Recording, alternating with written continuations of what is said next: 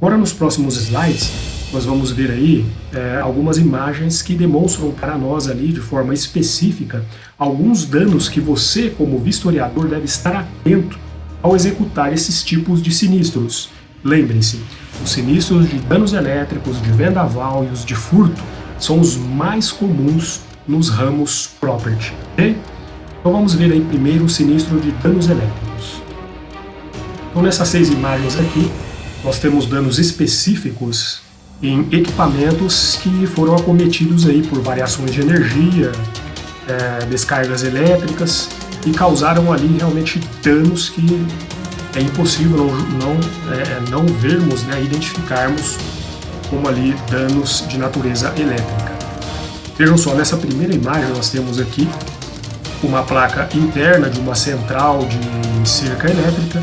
Observem bem no centro aqui o dano de chamuscamento bem forte ali, que chegou a destruir alguns dos componentes, chips, microchips ali internos dessa placa.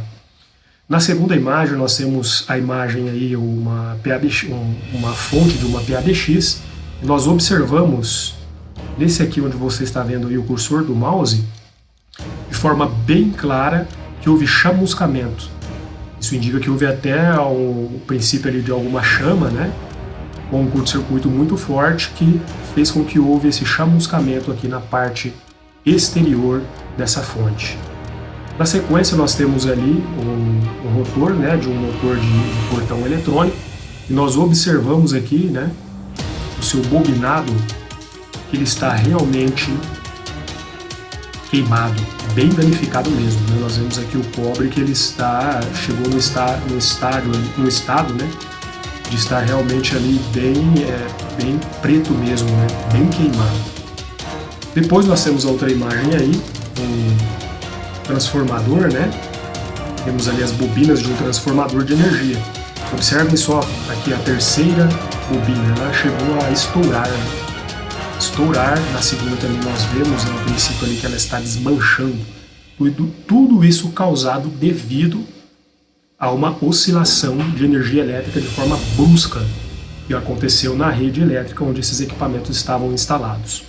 Depois aqui nessa quinta imagem nós temos a foto aí de uma placa interna de uma TV que também sofreu danos. Geralmente equipamentos eletrônicos, como TVs, rádios ou computador, que nós já vemos aqui na outra imagem, às vezes eles não deixam evidências físicas tangíveis de danificação.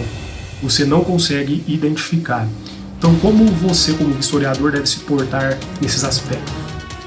Quando acontecer alguma coisa desse sentido, você deve pedir para que o equipamento seja testado na sua frente, para você constatar se ele realmente sofreu ou não aquele tipo de dano. Então é um teste básico, nós chamamos assim, e você vai indicar isso por escrito no seu relatório, o qual nós vamos falar um pouquinho mais para frente também. Agora vamos ver aí os exemplos das vistorias de alguns sinistros aí de vendaval. Na primeira imagem nós temos uma estrutura em aço e coberta por telhas metálicas que foi destruída pelos ventos nessa empresa. Em seguida nós temos a imagem de uma residência onde o telhado foi deslocado e telhas arrancadas. Ainda é possível nós vermos algumas colmeiras deslocadas em cima do telhado. As fotos foram feitas logo em seguida da ocorrência do sinistro. Depois nós temos aqui mais uma imagem de outra empresa, o estrutural ali, da parte metálica da cobertura do telhado ainda está mantida. No entanto, durante a vistoria, ali de perto, nós conseguimos identificar que mesmo esse estrutural aqui, ele estava com um leve deslocamento. Nós podemos ver esse aqui no fim. E observem também as telhas ainda praticamente que dobradas por causa da força dos ventos. Com certeza os ventos aqui foram superiores a 54 km por hora. Na parte de baixo nós temos uma imagem captada através de drone, onde nós observamos de forma clara a extensão dos danos na empresa segurada aqui, os buracos no telhado, telhas que sobrevoaram para outros estabelecimentos, ou residências próximas, e bem como na outra empresa do lado aqui, nós vemos lá no fundo danos também no seu telhado. Então tudo isso já ajudando a justificar a ocorrência do vendaval neste sinistro. Na sequência nós temos aí um poço de gasolina, onde nós observamos de forma bem clara que houve ali uma canalização de ventos muito fortes que chegou a arrancar o forro de PVC que protege ali, né, o teto, a cobertura ali do poço de gasolina. E essa última imagem aqui eu coloquei para vocês como um modelo de evidências do entorno. Você vai fazer uma vistoria de vendaval, como vistoriador você deve estar atento a isso. Se ao fazer aquela vistoria você consegue identificar se no entorno próximo ali ao local do risco houve danos similares em estabelecimentos ou imóveis vizinhos. Ou você deve colher informações antecipadas, antes de sair para fazer a vistoria, se realmente há a ocorrência de tempestade lá, se houve realmente essa tempestade e se isso foi noticiado através do jornal ou através até mesmo das redes sociais. Tudo isso já serve para você ter uma confirmação de que aquele sinistro pode ou não ter amparo dentro da cobertura de vendaval. Nesse caso aqui, nós fizemos a foto de um entorno onde ainda estava ali disponível no local uma árvore que havia caído sobre um veículo. Observaram? Então, realmente, como historiador, você deve estar atento a isso. E falando um pouquinho a respeito da vistoria de vendaval, dos sinistros de vendaval, essa é uma das vistorias em que eu percebo que o pessoal, aqueles que atuam no mercado, tem mais dificuldades de fazer a caracterização, devido ali, né, às especificidades dessa cláusula, porque ela exige a comprovação de eventos e em nem todas as ocasiões você vai ter acesso a essa informação. E muitas vezes o segurado ele reclama como vendaval sinistros que nada tem a ver com o vendaval. Por exemplo, suponhamos você seja acionado para atender uma vistoria que foi ali aberta como vendaval. O segurado reclama que devido a fortes chuvas e ventos, águas adentraram ao interior ali da sua casa pelo telhado e causaram infiltrações por todo o imóvel, sendo necessário ali refazer a pintura. Aí quando você vai fazer a vistoria de sinistro, você chega ali, observa, se tiver acesso ao telhado, através de um drone ou através de escada lá do segurado, você verifica que no telhado não tem um sinal de telha deslocada, de telha trincada, não há nada ali que justifique que essas águas adentraram por causa de ventos ou por causa de um vendaval que destelhou. O que fazer então nesses casos? Você vai observar e vai verificar de forma bem nítida que os danos ocorreram foi por infiltrações de águas pluviais. O que acontece? Pode ser que devido ao volume de água ser tão grande, as calhas, os rufos não conteram a quantidade pluviométrica ali naquela ocasião, não deram a vazão adequada e com isso aí deu o retorno, voltou lá para a laje e causou as infiltrações. Simples, é isso que você vai colocar lá no relatório seu de vistoria, correto? E vai identificar esse evento como sendo um dano por infiltrações de água de chuva. Apesar do segurado reclamar como vendaval, a sua caracterização do evento lá no seu laudo, lá no relatório, vai ter que constar que os danos foram exclusivamente causados em virtude de infiltrações de águas pluviais devido ao alto volume das chuvas. Mas tudo isso aí você tem que embasar. Como que você faz o embasamento dessa informação que você vai colocar lá no seu relatório? Observando os entornos do risco. Talvez o segurado reclame, vamos imaginar agora que você está fazendo uma vistoria de uma loja.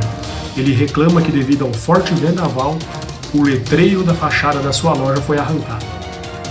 Aí você está lá no centro, observa as lojas do lado, próximas, com letreiros similares, todas intactas, só o desse cidadão que reclamou para você que está danificado. Então pode ter sido um vento que canalizou e atingiu ali, ou pode ser que esse letreiro já estava ali condenado, com algumas marcas de tempo de uso, estava ali realmente em estado avançado ali, de decomposição dos materiais que o sustentam. Então você deve ter esse conhecimento, você deve conhecer esse tipo de coisa para poder fazer o apontamento adequado, correto? Então é isso que se espera do vistoriador de sinistros qualificado. Vamos ver agora alguns exemplos aqui, né, que caracterizam as vistorias de sinistros de furto qualificado. Conforme já falamos, né, na introdução aqui dessa parte, os sinistros de furto qualificado são caracterizados através do rompimento de obstáculos para ingresso ou acesso ao interior do risco. Na primeira imagem aqui nós temos claramente uma porta totalmente ali arrombada, né? Temos também aqui de forma bem clara uma outra porta agora de madeira, né, destruída, foi arrancada aqui a chave tetra, uma janela também danificada para acesso, né, o ingresso ao interior ali, né, do risco. E observamos também uma outra porta aqui na quarta imagem que foi completamente destruída ali na sua parte inferior para ingresso dos meliantes dentro do risco segurado. Agora falando um pouquinho a respeito desse tipo de sinistro.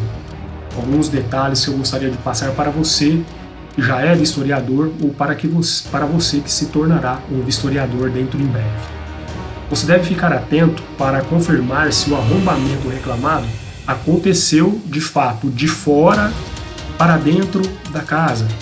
Pode parecer que não, mas nós já atendemos sinistros em que, por um motivo ou outro, o segurado acabou deixando a porta aberta e o ladrão entrou, roubou os bens. Como ele sabia que devido a não ter arrombamento não teria cobertura o sinistro, ele forjou o arrombamento. Ele foi lá, fechou a porta e arrombou para o lado de dentro da casa. Então, quer dizer, nós pegamos o segurado nisso e ele não recebeu a indenização devida.